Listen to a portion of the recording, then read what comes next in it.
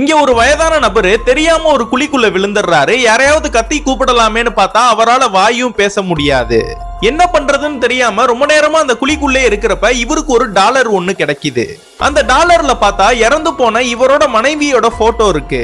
அந்த டாலரை எடுத்து ஓரமா ஒரு கல்லுல மாட்டிட்டு எனக்கு ரொம்ப பசிக்குது ஏதாச்சும் குடுங்கன்னு கேக்குறப்ப மேல இருந்து ஒரு பிரெட் ஒண்ணு கையில விழுது.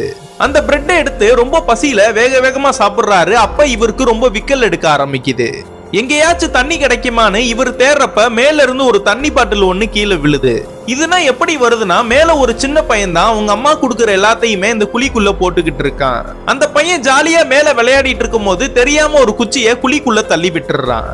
அந்த குச்சியனா இவரு பார்த்ததும் அந்த குச்சியை எப்படியாவது நம்ம கீழே வர வச்சுட்டோம்னா நம்ம அந்த குழியில இருந்து தப்பிச்சு போயிடலான்னு கீழே கிடக்கிற எல்லா கல்லையுமே எடுத்து அந்த குச்சியை நோக்கி அடிக்க ஆரம்பிக்கிறாரு.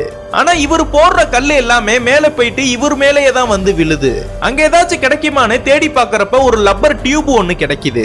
அந்த லப்பர் டியூபை வச்சு அதுல கல்ல வச்சு மேல விட்டு பார்க்கலாமேன்னு பார்த்தா அப்பயும் அந்த குச்சி கீழே வர மாட்டேங்குது. கடைசியா ஒரு வாட்டி போட்டு பார்க்கலாமேன்னு ஒரு பெரிய கல்லை எடுத்து அந்த குச்சியை நோக்கி போடுறாரு. அந்த குச்சியில பட்டு அந்த குச்சியும் கீழே வந்துருது.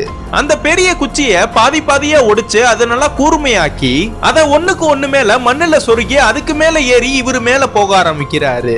இவர் மேல வரைக்கும் வந்ததுக்கு அப்புறம் எப்பாடா நம்ம மேல வந்தாச்சேன்னு பார்த்தா மண்ணு வலிக்கு மறுபடியும் அந்த குழிக்குள்ளேயே விழுந்துடுறாரு. அந்த நேரம் பார்த்து நல்லா மழை பெஞ்சு அந்த குழியும் தண்ணியால நிரம்ப ஆரம்பிக்குது. இவருக்கு நீச்சல் நல்லா தெரிஞ்சனால அந்த தண்ணினா நிரம்பினதுக்கு அப்புறம் அதுல நீந்தியே மேல வந்துடுறாரு. நம்ம சேனல்ல போடுற ஒவ்வொரு வீடியோவுமே உங்களுக்கு பிடிச்சிருந்துச்சுன்னா கீழே கமெண்ட் பாக்ஸ்ல எஸ்ன்னு போட்டு போங்க.